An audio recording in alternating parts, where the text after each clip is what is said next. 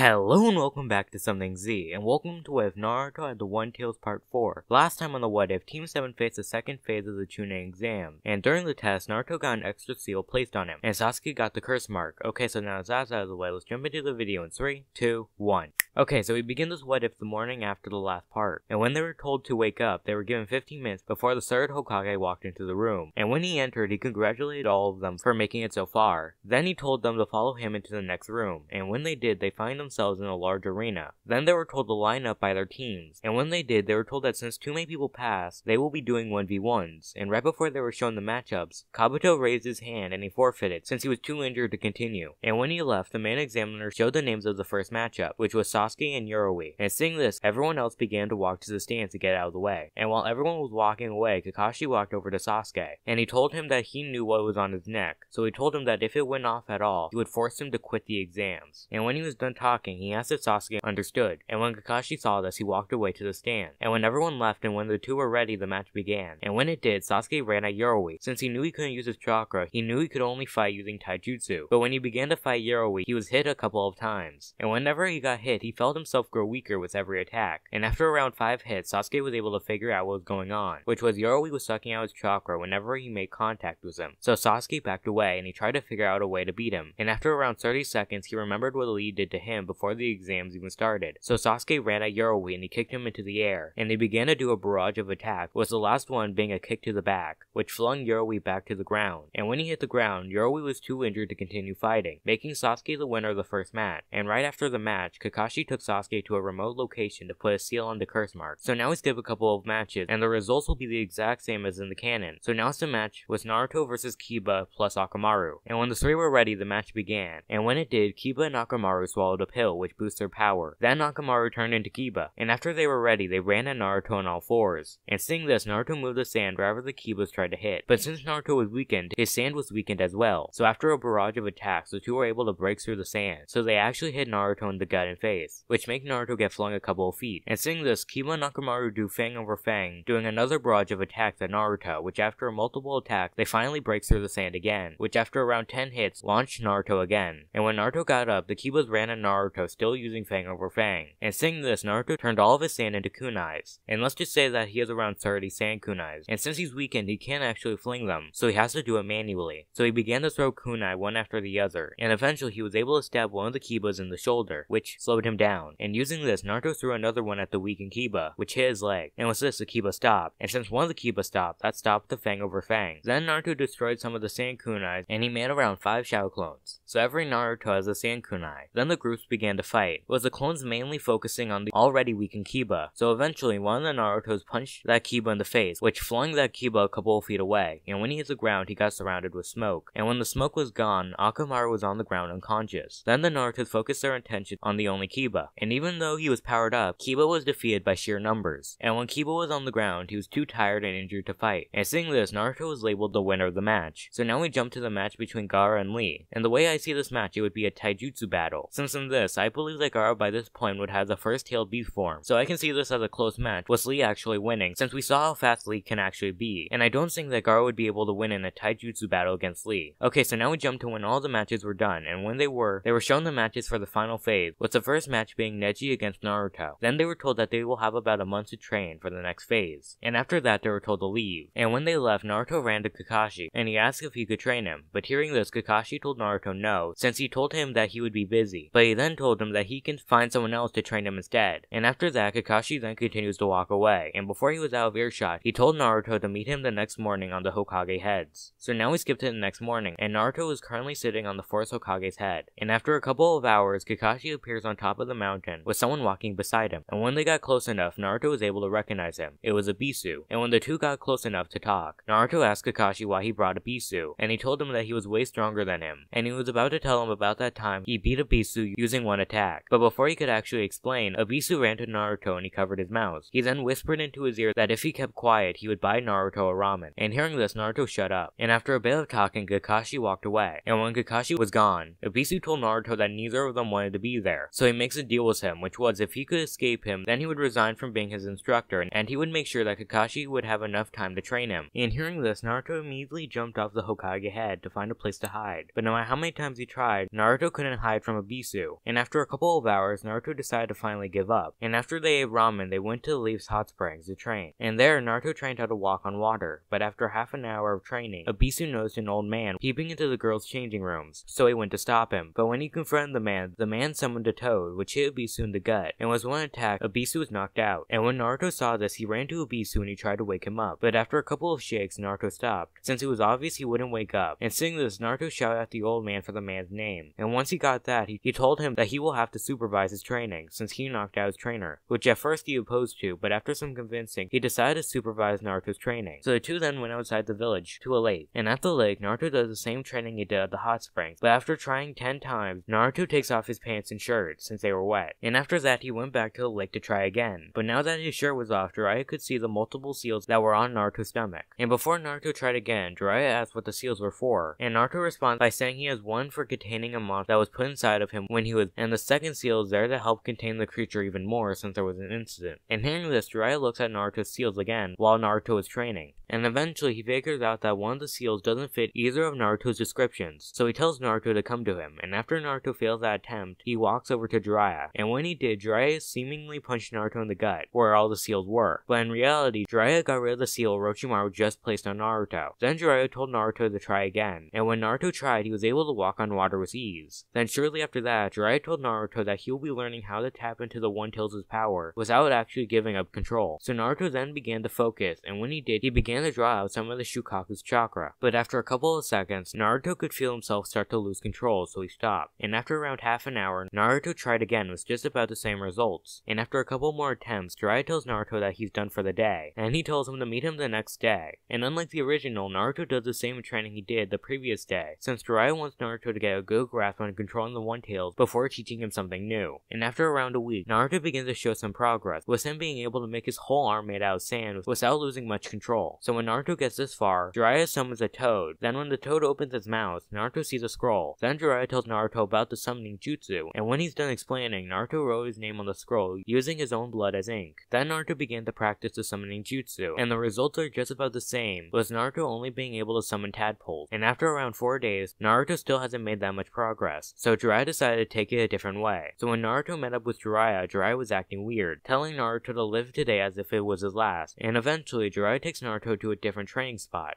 And before Naruto could react, Jiraiya pushed Naruto through a bush, and when Naruto could see again, he found himself starting to fall down into a ravine. And seeing this, Naruto tries to quickly come up with a plan, and he tries to move his sand, but his sand wasn't fast enough to do anything useful. And eventually, Naruto decided to go for a summoning jutsu, and when he did, he focused as much chakra as he could into it, but it wasn't enough, so he got pulled into the mindscape. And after he got into Shukaku's cage, he told him that he's going to need his chakra, and reluctantly, Shukaku gave it to him since he wants to continue tormenting Naruto. And he can't exactly do that if he's dead. And when Naruto got the chakra, he put it all into the summoning jutsu. And with the new chakra he just got, he was able to actually summon a frog, which cushioned his fall. And after a couple of seconds, he heard the toad he was sitting on shout, "Where was Jiraiya?" And hearing this, Naruto pointed up. But right after that, Naruto got too full of himself, and he said that since he was the one that summoned the toad, he must do whatever he says, which makes the toad mad. So the toad then makes a deal with Naruto, which was if he could stay on his back for the rest of the day, he will consider making him his underling. And seeing this as the only option to get the toad's help, Naruto accepts the deal. And when the toad hears this, he jumps into the air, to the point where they are miles over the cliff. And when the challenge began, the toad just shook itself to try to flank Naruto off. But when that didn't seem to work, it started to jump around and shake. And the way Naruto stayed on was he used his shadow clones to bring him back to the toad whenever he got flung off. And he used his sand arm to keep a grip on the toad. So now he skips to the end of the day, and Naruto was able to stay on the toad's back for the whole time. And when the toad declared the challenge was over, Naruto passed out since he overexerted himself. And when the toad noticed that Naruto passed out, he took him to the Leaf's hospital, and he left him at the front doors. And when the toad landed, it created a giant thud. So when the doctors heard this, they went to go see what it was. And when they looked out the front doors, they saw an unconscious Naruto. And seeing this, the doctors took him in for the night, so he can be treated. And that's where I'm going to leave the what if. I hope you enjoyed it, and I hope to see you next time on Something Z.